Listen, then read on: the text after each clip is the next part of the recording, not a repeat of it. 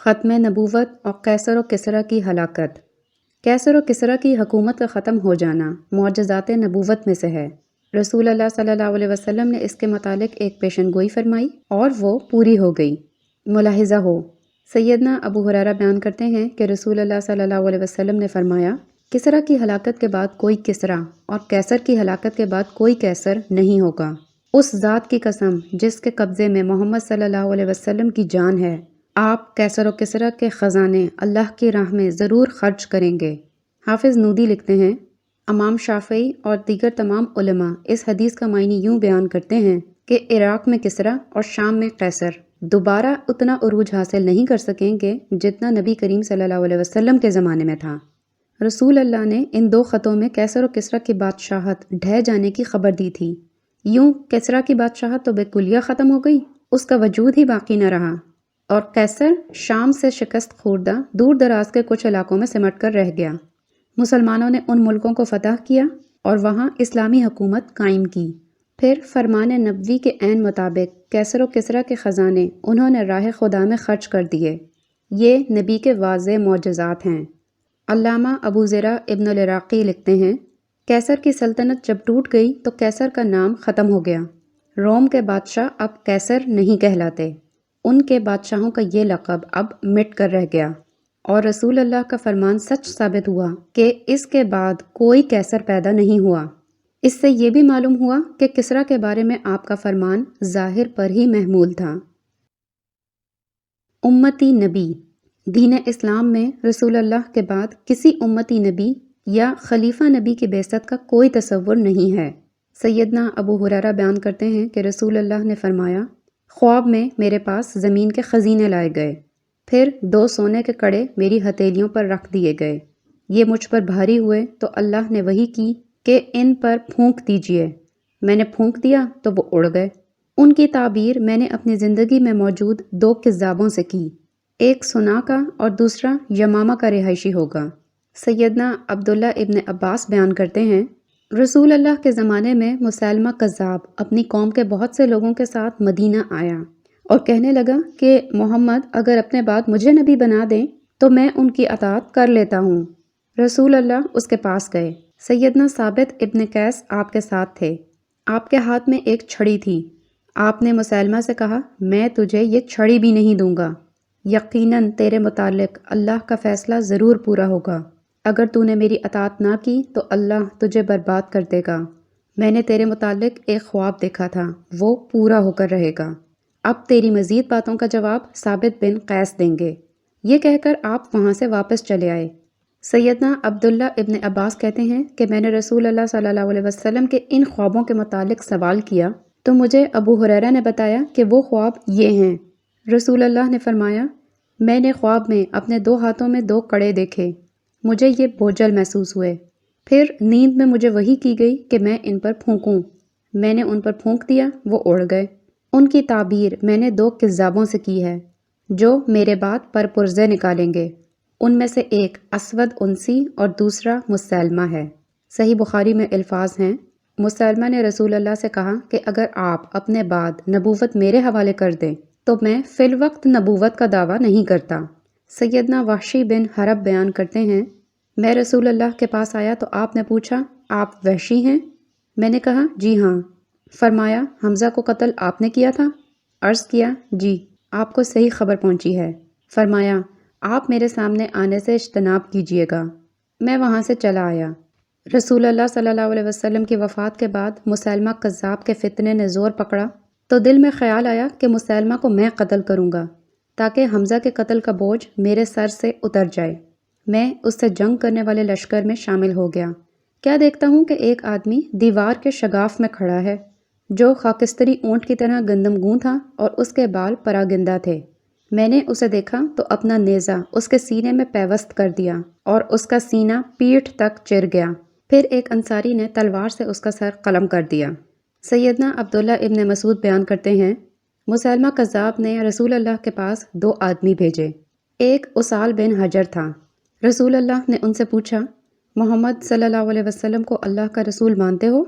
کہنے لگے، ہم مسیلمہ کو اللہ کا رسول مانتے ہیں۔ رسول صلی اللہ علیہ وسلم نے فرمایا، میں اللہ اور اس کے رسولوں پر ایمان لاتا ہوں، اگر میں قاصدوں کا قتل روا رکھتا تو تمہیں قتل کر دیتا۔ سیدنا نعیم بن مسعود اشجعی بیان کرتے ہیں، رسول اللہ نے جب مسیلمہ کا خط پڑھا تو آپ نے قاصدوں سے پوچھا، آپ کا عقیدہ کیا ہے؟ کہنے لگے، وہی جو خط میں لکھا ہے۔ تو رسول اللہ نے فرمایا کہ ہمارے قانون میں قاصدوں کو قتل نہیں کیا جاتا، وگرنہ میں تمہاری گردنیں اڑا دیتا۔ صحیح بخاری میں ہے کہ اسود انسی کو بھی قتل کر دیا گیا تھا۔ محل استشہاد، ان احادیث پر تدبر کیجیے۔ مسیلمہ کذاب نبی کریم صلی اللہ علیہ وسلم سے کہتا ہے کہ میں آپ کا مطیع بن جاتا ہوں بشرطے کہ آپ کے بعد نبوت میرے پاس ہوگی، لیکن آپ اسے ایک چھڑی دینے کو بھی تیار نہیں ہوتے۔ یہ اس نے ارادہ ظاہر کیا تھا، اس لیے رسول اللہ صلی اللہ علیہ وسلم نے اسے کچھ نہیں کہا، وگرنہ اسے قتل کر دیا جاتا۔ بعد میں جب اس نے 2 قاصد بھیجے تو آپ نے ان سے فرمایا تھا کہ اگر قاصد قتل نہ کرنے کا قانون آڑے نہ آتا تو میں تمہیں قتل کر دیتا۔ اس حدیث سے امتی نبی کے وجود کی بھی نفی ہوتی ہے، کیونکہ مسیلمہ نے کہا تھا میں آپ کا متبع بن جاتا ہوں بشرطے کہ آپ کے بعد مجھے نبوت ملے، یعنی یہ کہ وہ امتی بننے کو تیار تھا، لیکن اس کے باوجود نبی کریم صلی اللہ علیہ وسلم نے اسے نبوت عطا نہیں کی، بلکہ کذاب قرار دے کر واضح کر دیا ہے کہ آپ کے بعد کوئی نبی نہیں آئے گا۔ یہ نقطہ بھی قابل غور ہے کہ وہ آپ کے بعد نبوت کی بات کرتا ہے، رسول اللہ صلی اللہ علیہ وسلم اسے عطا نہیں کرتے بلکہ کذاب قرار دیتے ہیں، یعنی آپ اپنے عمل سے لا نبی بعدی والی حدیث کا معنی متعین کر رہے ہیں، سمجھا رہے ہیں کہ اس حدیث کو اپنے ظاہری معنی پر رکھا جائے گا، اس کا کوئی دوسرا معنی نہیں کیا جائے گا۔ اجماع امت بھی اسی معنی کا مؤید ہے، نہ کہ کسی دوسرے معنی کا۔ مفہوم فرمان باری تعالیٰ ہے، اللہ کی کتاب اور اس کی آیات کے بعد کس پر ایمان لاؤ گے؟ مذکور صدر احادیث پر ایک اعتراض کیا جا سکتا ہے کہ اسود انسی اور مسیلمہ کذاب تو نبی کریم صلی اللہ علیہ وسلم کی زندگی میں ہی نبوت کا دعویٰ کر چکے تھے، چنانچہ یہ کہنا کیوں کر درست ہے کہ وہ میرے بعد نبوت کا دعویٰ کریں گے؟ جواب یہ ہے کہ بعدی کا معنی یہاں یہ ہے کہ میرے دعوی نبوت کے بعد لوگ نبوت کا دعویٰ کریں گے، یہ معنی نہیں کہ میری وفات کے بعد لوگ نبوت کا دعویٰ کریں گے۔ یہ بات ہر وہ شخص سمجھ سکتا ہے جس کا فہم حدیث اور قار محدثین سے ادنا سا بھی تعلق ہو۔ اس معنی پر قرائن یہ ہیں: نمبر 1، آپ نے مسیلمہ سے کہا تھا کہ مجھے تیرے متعلق خبر دے دی گئی ہے، یعنی آپ کو بذریعہ وحی بتا دیا گیا تھا کہ اب یہ شخص نبوت کا دعویٰ کرے گا۔ نمبر 2، رسول اللہ صلی اللہ علیہ وسلم کے دور میں ہی ان لوگوں نے نبوت کا دعویٰ کر دیا تھا، آپ نے اسی لیے فرمایا تھا میں نے ان 2 کڑوں کی تعبیر سنا اور یمامہ کے 2 جھوٹوں سے کی ہے۔ اس سے واضح ہوتا ہے کہ بعدی سے مراد وہاں یہ تھی کہ میرے دعوی نبوت کے بعد جو 2 لوگ نبوت کا دعویٰ کریں گے۔ ایک اشتباہ، قاضی ایاز لکھتے ہیں، یہ حدیث پوری ہو چکی ہے، رسول اللہ کے دور سے لے کر اب تلک کے جھوٹے مدعیان نبوت کا شمار کیا جائے تو اس تعداد کو پہنچ جائیں گے۔ طوالت کا اندیشہ نہ ہوتا تو ہم ان سب کا ذکر کر دیتے۔ تاریخ کا مطالعہ کرنے والے تو یہ بات جانتے ہیں۔ اس عبارت سے یہ سمجھ لیا گیا کہ رسول اللہ نے جن جھوٹے داعیان نبوت کے بارے میں بتایا تھا ان کی تعداد پوری ہو گئی ہے، لہٰذا اب جو آئے گا وہ سچا ہی ہوگا، لیکن یہ محض ایک شبہ ہی ہے۔ این خیال است و محال است و جنو، کیونکہ یہ قاضی صاحب کا خیال ہے، ممکن ہے کہ 30 نہ آئے ہوں، اور انہوں نے کمزور دلائل کی بنیاد پر سمجھ لیا کہ 30 پورے ہو گئے۔ اصل یہ ہے کہ محمد رسول اللہ کے بعد جو بھی نبوت کا دعویٰ کرے گا جھوٹا ہے۔ علامہ شاطبی لکھتے ہیں، رسول اللہ کے بعد تجدید وحی کا دعویٰ بالاجماع ممنوع ہے۔ خاتم کا معنی، مذکورہ بالا سطور میں خاتم النبیین کا معنی بیان کر دیا گیا ہے کہ آپ کے بعد کوئی نبی نہیں۔ خود رسول اللہ نے اس کی تشریح کی کہ میرے بعد کوئی نبی نہیں۔ صحابہ اور تابعین دائمہ محدثین نے بھی یہی تشریح کی ہے، اور اس پر امت کا اجماع ہے۔ لیکن اہل زیغ کا ہمیشہ سے وتیرہ رہا کہ وہ الفاظ کے معنی اور مطالب میں منمانیاں کرتے آئے ہیں۔ علامہ شاطبی ایک جھوٹے مدعی نبوت کے بارے میں لکھتے ہیں، مالکہ شہر کے باسی ایک بدحال طالب علم کو میں نے سنا کہ وہ خاتم النبیین کی تعویل کرتا تھا، وہ اس میں معنوی احتمالات پیدا کرتا تھا تاکہ محمد رسول اللہ صلی اللہ علیہ وسلم کے بعد امکان نبوت کا جواز نکال لے۔ پھر اس مفتری کو ہمارے استاذ الاساتذہ ابو جعفر بن زبیر نے قتل کر دیا۔ اسی خدشے کے پیش نظر لفظ خاتم پر مزید بحث کی جا رہی ہے تاکہ اس کے معنی کی تمام پرتیں اتار کر اسے نتھار دیا جائے اور کوئی ملحد اس کے معنی کے بیان میں کجی نہ کر سکے۔ امام اللغہ زجاج لکھتے ہیں خاتم النبیین تا کے زبر اور تا کے زیر کے ساتھ پڑھا گیا ہے۔ تا کے زیر سے پڑھیں تو معنی ہوگا کہ آپ نے انبیاء کا سلسلہ ختم کر دیا۔ اگر تا کے زبر کے ساتھ پڑھیں تو معنی ہوگا کہ آپ آخری نبی ہیں، آپ کے بعد کوئی نبی نہیں۔ ابو منصور ازہری لکھتے ہیں الختام اور خاتم خوش طبع اور نفیس مزاج شخص کو کہا جاتا ہے۔ اس کا مطلب یہ ہے کہ جب کوئی پانی پیے تو اپنے آخری پیالے میں کستوری کی خوشبو محسوس کرے۔ اللہ فرماتے ہیں اس کا معنی ہے کہ آپ آخری نبی ہیں۔ آپ کے اسماء مبارکہ میں ایک نام عاقب بھی ہے جس کے معنی آخری نبی کے ہیں۔ ابو اللغہ امام منصور ازہری لکھتے ہیں خاتم النبیین کسرا کے ساتھ پڑھیں تو معنی یہ ہے کہ آپ نے خود نبوت کو ختم کر دیا۔ تاکہ فتح کے ساتھ پڑھیں تو معنی ہے کہ آپ آخری نبی ہیں، آپ کے بعد کوئی نبی نہیں۔ امام اللغہ ابو علی فارسی لکھتے ہیں امام کسائی کے قول خاتمہ کا معنی ہے کہ وہ سب سے آخر میں ہیں، جیسے کہ بعض قراء کے مطابق وہ خاتم النبیین کا معنی ہے کہ آپ آخری نبی ہیں۔ لغوی امام ابو نصر جوہری لکھتے ہیں خاتمۃ الشیء کا معنی ہے کسی چیز کا آخر اور نبی کریم آخری نبی ہیں۔ امام اللغہ ابن فارس لکھتے ہیں باب ختم کا معنی ہوتا ہے آخری ہونا اور نبی کریم آخری نبی ہیں۔ ابو عبداللہ حلیمی لکھتے ہیں خاتم وہ ہے جس کے بعد کوئی نبی نہ ہو، جیسا کہ کسی چیز کے ختم ہو جانے کے بعد کچھ باقی نہیں رہتا۔ کتاب کے ختم ہو جانے کے بعد اس میں کچھ نہیں رہتا اور برتن کے خالی ہو جانے کے بعد اس میں سے کچھ برآمد نہیں ہو سکتا۔ علامہ ابو عمر ودانی لکھتے ہیں تا کو فتح دیں تو معنی ہوگا کہ نبی کریم صلی اللہ علیہ وسلم کے ذریعے انبیاء کا سلسلہ ختم ہو گیا۔ یہ عاصم کی قرأت ہے۔ اگر تا کو کسرا دیں تو معنی ہوگا کہ آپ نے نبوت کے سلسلے کو ختم کر دیا۔ امام اللغہ ابن سیدہ لکھتے ہیں خاتمۃ الشیء کا معنی ہے کہ وہ چیز کے آخر تک پہنچ گیا، اور خاتمتہ کا معنی ہے ہر چیز کا آخر اور انجام کار۔ و خاتمہم کا معنی ہے آخری آدمی۔ قرآن مجید میں ہے وَلَٰكِن رسول اللہ و خاتم النبیین، آپ اللہ کے رسول اور خاتم النبیین ہیں، یعنی آپ آخری نبی ہیں۔ نیز لکھتے ہیں خاتم النبیین کا معنی آخری نبی ہے۔ خاتم باب ختم سے اسم فاعل کا صیغہ ہے۔ علامہ راغب اصفہانی لکھتے ہیں آپ خاتم النبیین ہیں کیونکہ آپ نے نبوت کو ختم کر دیا، یعنی آپ کے آنے سے نبوت تمام ہوئی۔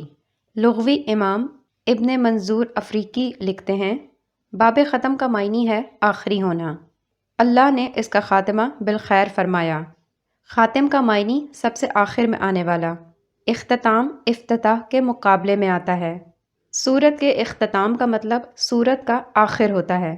نیز لکھتے ہیں الختام اور خاتم خوش طبع آدمی کے لیے بولا جاتا ہے۔ اس کی تفسیر یہ ہے کہ جب کوئی شخص پانی پیے تو اپنے آخری گھونٹ میں کستوری کی خوشبو محسوس کرے۔ ختام الوادی سے مراد وادی کا آخری حصہ ہے۔ ختام القوم و خاتمہم سے مراد قوم کا آخری فرد ہے۔ لہیانی کہتے ہیں کہ محمد صلی اللہ علیہ وسلم آخری نبی ہیں۔ علامہ طیبی لکھتے ہیں لغت عرب میں ایک جملہ بولا جاتا ہے ختمت الشیء، یعنی جس کا مطلب ہے کہ میں نے فلاں چیز ختم کر دی اور اس کی انتہا کو پہنچ گیا۔ خاتم بھی اسی خاندان کا لفظ ہے۔ اسی طرح ختامت الشیء اور وختامہ کا مطلب ہے کسی چیز کا آخر۔ ختم قرآن بھی اسی قبیل سے ہے، یعنی قرآن مکمل ہو گیا۔ رسول اللہ کا نام خاتم النبیین اسی باعث رکھا گیا کہ آپ صلی اللہ علیہ وسلم گو کے فضیلت میں سب سے اول ہیں لیکن اپنی بعثت میں سب سے آخری ہیں۔ مشہور لغوی علامہ طاہر ابو محمد بن یعقوب فیروز آبادی لکھتے ہیں آپ خاتم النبیین ہیں کیونکہ آپ نے نبوت کو ختم کر دیا، یعنی آپ کی آمد سے سلسلہ نبوت ختم ہو گیا۔ حافظ ابن حجر لکھتے ہیں خاتم النبیین سے مراد آخری نبی ہے۔ حافظ سیوطی لکھتے ہیں اللہ تعالیٰ کے فرمان کا معنی ہے کہ نبی کریم صلی اللہ علیہ وسلم کے بعد کوئی نبی نہیں۔ آپ صلی اللہ علیہ وسلم کے بعد نبوت کا دعویٰ کرنے والا قطعاً جھوٹا ہوگا۔ ابو الیمن علمی لکھتے ہیں خاتم النبیین کا معنی خاتم النبیین ہے۔ مفہوم یہ ہے کہ آپ کے بعد کسی کو بھی نبوت نہیں دی جائے گی۔ اگرچہ سیدنا عیسیٰ علیہ السلام آپ کے بعد نازل ہوں گے، لیکن ان کو نبوت نبی کریم صلی اللہ علیہ وسلم سے پہلے مل گئی تھی۔ اب وہ شریعت کے پیرو بن کر تشریف لائیں گے۔ آپ صلی اللہ علیہ وسلم کے قبلے کی طرف منہ کر کے نماز پڑھیں گے، گویا ایک امتی کی طرح نازل ہوں گے۔ علامہ ابن حجر حیتمی لکھتے ہیں وخاتم النبیین کے اگر تا کے کسرے سے پڑھیں تو معنی یہ ہے کہ آپ نے نبوت کے سلسلے کو ختم کر دیا۔ آپ آخری نبی ہیں، آپ کے بعد کسی کو نبوت نہیں ملے گی۔ البتہ آخر زمانے میں سیدنا عیسیٰ علیہ السلام کا نزول ہوگا، جو شریعت مصطفی کے پیروکار عادل اور حاکم بن کر آئیں گے۔ امت محمدیہ کے قبلے کی طرف منہ کر کے نماز ادا کریں گے، قرآن و سنت سے استدلال کریں گے، اور اگر تا کے زبر سے پڑھیں تو معنی یہ ہوگا کہ آپ صلی اللہ علیہ وسلم کے بعد نبوت ختم کر دی گئی، آپ اس پر مہر ہیں اور اس کو ختم کرنے والے ہیں۔ ملا علی بن سلطان محمد قاری حنفی لکھتے ہیں حاصل کلام یہ ہے کہ تا کے زیر کے ساتھ خاتم پڑھا جائے تو معنی یہ ہوگا کہ آپ نے انبیاء کا سلسلہ ختم کر دیا، یعنی آپ ان سب کے آخر میں آئے اور آپ کے بعد کوئی نبی نہیں۔ عیسیٰ علیہ السلام کا زمین پر اتر کر آپ کی شریعت کا تابع ہونا اور قرآن و سنت سے استفادہ کرنا ختم نبوت کے منافی نہیں۔ اگر تا پر زبر ہو تو معنی ہوگا کہ آپ کے ذریعے انبیاء کا سلسلہ ختم ہو گیا، یعنی آپ ان کے لیے مہر ہیں۔ مرتضیٰ زبیدی لکھتے ہیں خاتم اور ختم دونوں ہم معنی ہیں، قوم کا آخری فرد۔ اسی سے اللہ کا فرمان ہے، یعنی آپ آخری نبی ہیں۔ انتباہ، بعض جگہوں پر خاتم الشعراء، خاتم الکلام، خاتم المجاہدین، خاتمۃ الحفاظ، خاتمۃ الفقہاء، خاتمۃ المحدثین اور آخر الشعراء وغیرہ کے القاب استعمال ہوئے ہیں۔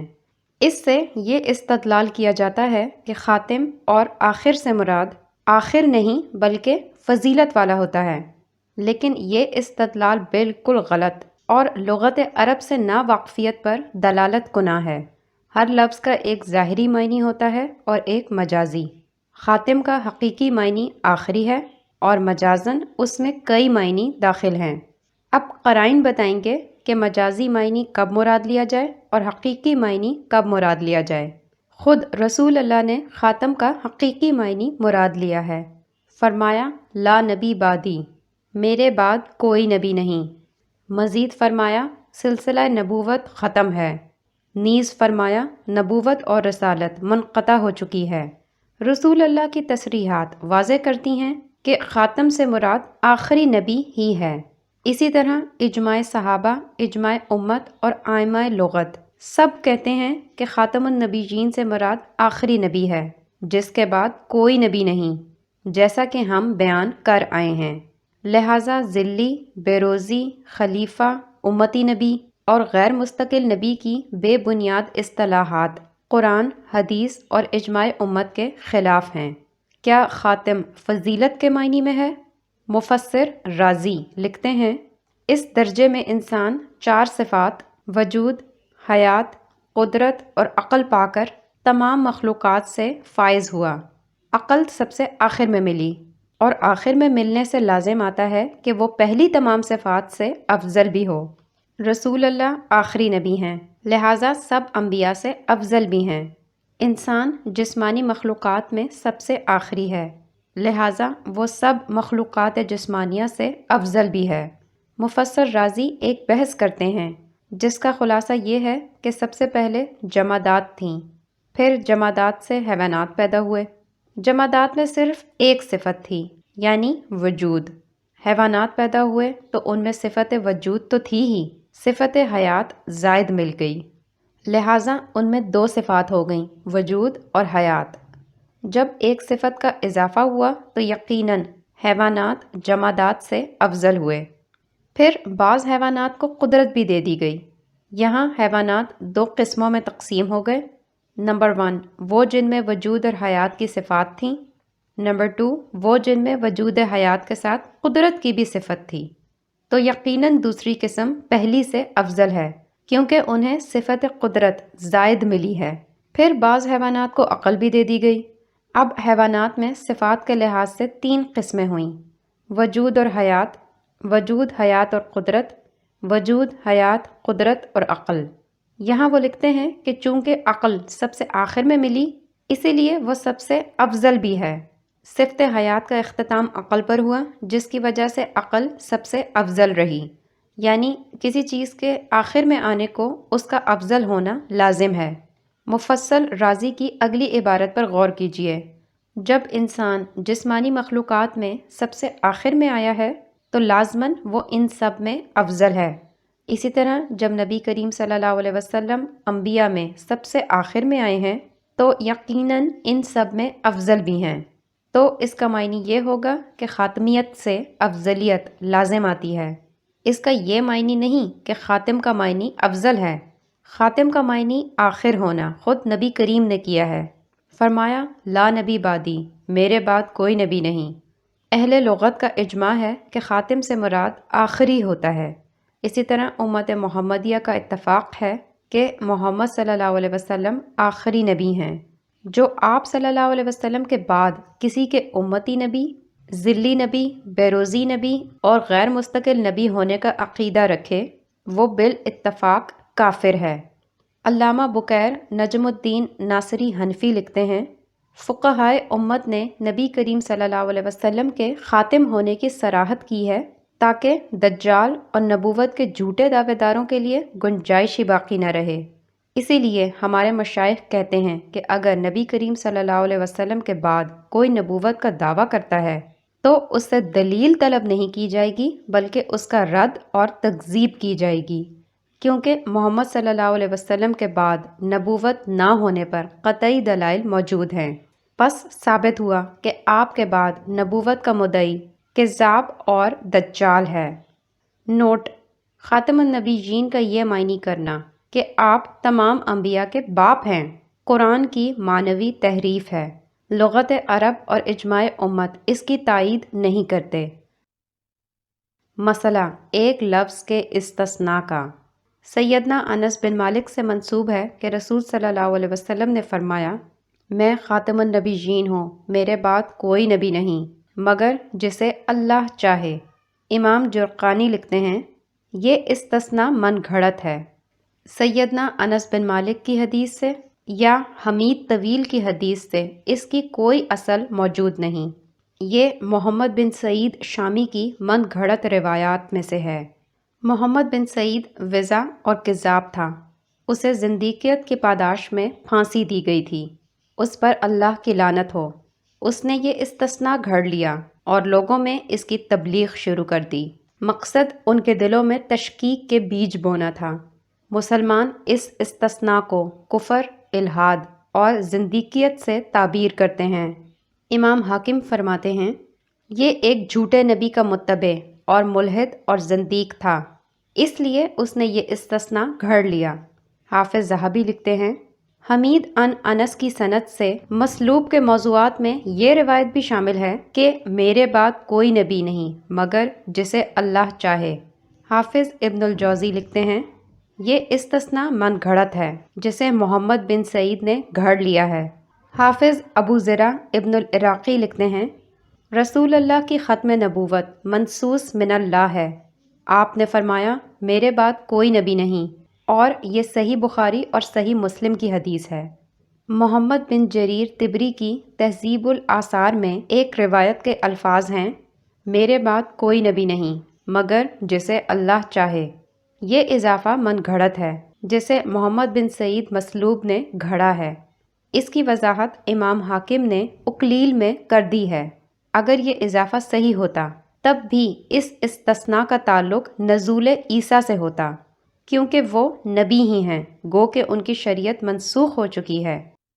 حافظ ابن عبد البر نے التمہید میں ان الفاظ کا معنی خواب کیا ہے، کیونکہ آپ صلی اللہ علیہ وسلم کے بعد اجزائے نبوت میں سے صرف خواب ہی باقی ہیں۔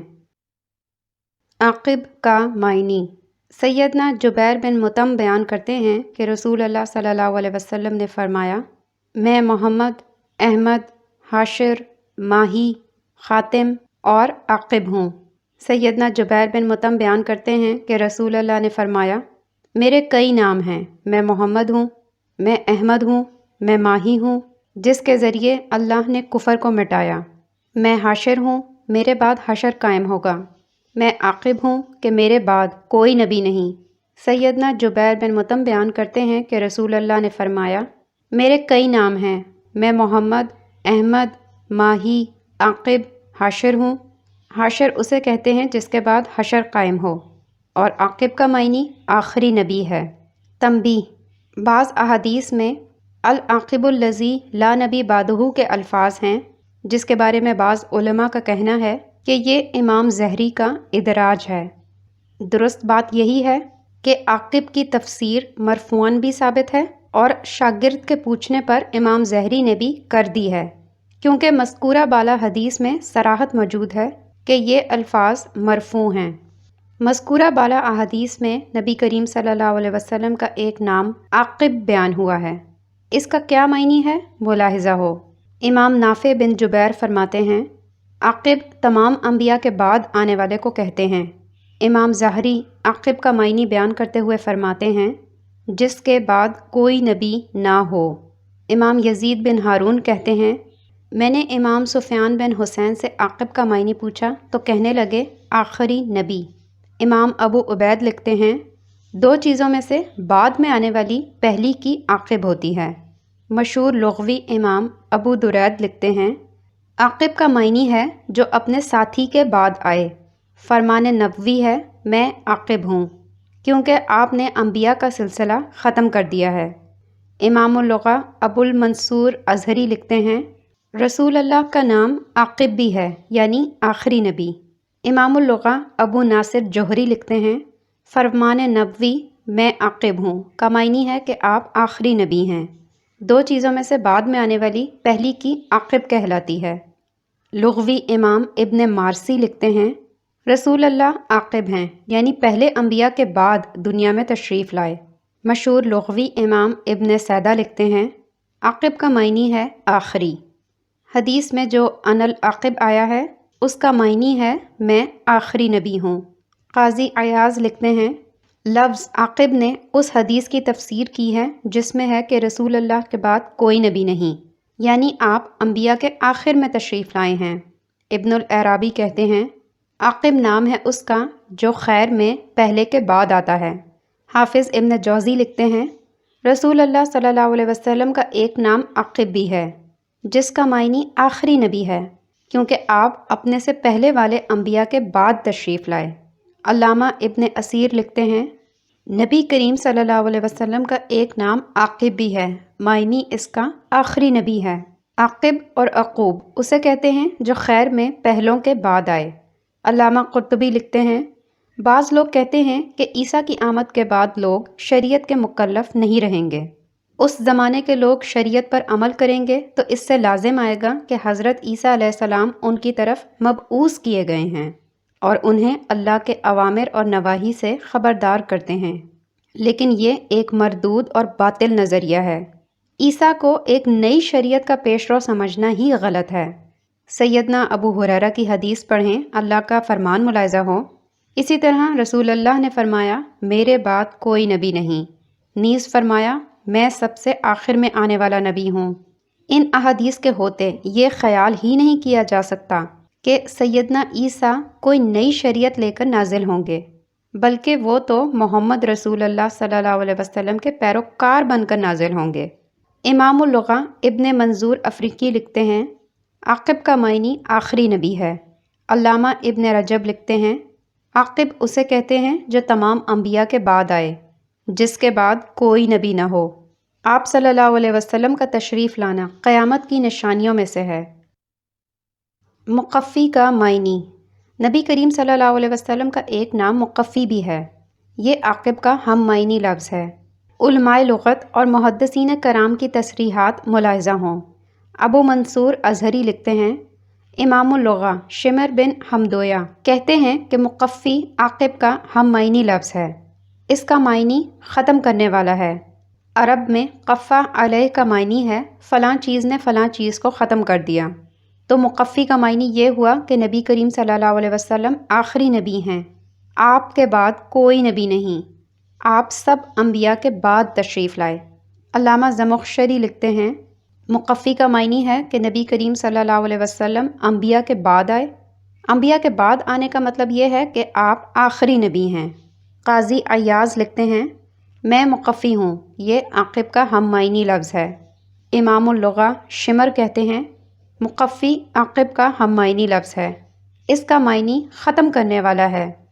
عرب میں قفا علیہ کا معنی ہے فلاں نے فلاں چیز کو ختم کر دیا، تو مقفی کا معنی یہ ہوا کہ نبی کریم صلی اللہ علیہ وسلم آخری نبی ہیں، آپ کے بعد کوئی نبی نہیں۔ ابن العرابی کہتے ہیں، آپ سب انبیاء کے بعد تشریف لائے۔ علامہ ابن قرقول لکھتے ہیں، رسول اللہ نے فرمایا میں مقفی ہوں۔ مقفی اسے کہتے ہیں جس کے بعد کوئی نبی نہ ہو۔ مقفی کا ایک معنی یہ بھی کیا گیا ہے کہ جو پہلے انبیاء کے بعد آنے والا ہو۔ حدیث میں اس لفظ کی تفسیر اور تشریح آئی ہے، میرے بعد کوئی نبی نہیں۔ علامہ ابن اسیر لکھتے ہیں، رسول اللہ کا ایک نام مقفی ہے، اس کا معنی ہے ختم کرنے والا۔ یہ باب تفعیل سے اسم فاعل ہے، یعنی یہ کہ نبی کریم صلی اللہ علیہ وسلم آخری نبی ہیں اور آپ کے بعد کوئی نبی نہیں۔ حافظ نووی لکھتے ہیں، علماء کے ہاں ان دونوں الفاظ عاقب اور مقفی کا معنی یہ ہے کہ حشر میری نبوت اور رسالت ہی میں ہوگا، کیونکہ میرے بعد کوئی نبی نہیں۔ علامہ طیبی لکھتے ہیں، مقفی کو فاعل کا صیغہ پڑھا گیا ہے، جس کا معنی یہ ہے کہ آپ نے نبوت کو ختم کر دیا۔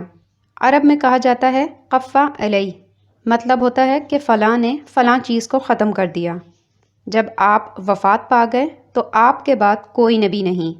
مقفی اور عاقب ہم معنی الفاظ ہیں۔ رسول اللہ صلی اللہ علیہ وسلم تمام انبیاء کے آخر میں آئے ہیں۔ ہر چیز جو کسی کے بعد آئے وہ پہلی کے آخر میں ہوتی ہے۔ عربی میں کہا جاتا ہے یقفو الیہ، یعنی وہ فلاں کے پیچھے آیا۔ فرمان باری تعالیٰ ہے، ثم قفینا علی آثارہم برسولنا، پھر ہم نے ان کے بعد اپنے رسول بھیجے۔ شعر کے آخری لفظ کو قافیہ اسی لیے کہا جاتا ہے کہ وہ شعر کے آخر میں آتا ہے۔ گدی کو قفا اس لیے کہا جاتا ہے کہ وہ چہرے کے پچھلی جانب ہوتی ہے۔ رسول اللہ کا نام مقفی رکھنے کی ایک وجہ یہ بھی ہے۔ علامہ فیومی لکھتے ہیں، رسول اللہ کا نام عاقب رکھا گیا ہے کیونکہ آپ پہلے انبیاء کے بعد آئے ہیں۔ حافظ ابن حجر لکھتے ہیں، مقفی کا معنی ہے کہ میں تمام انبیاء کے آخر میں آیا ہوں۔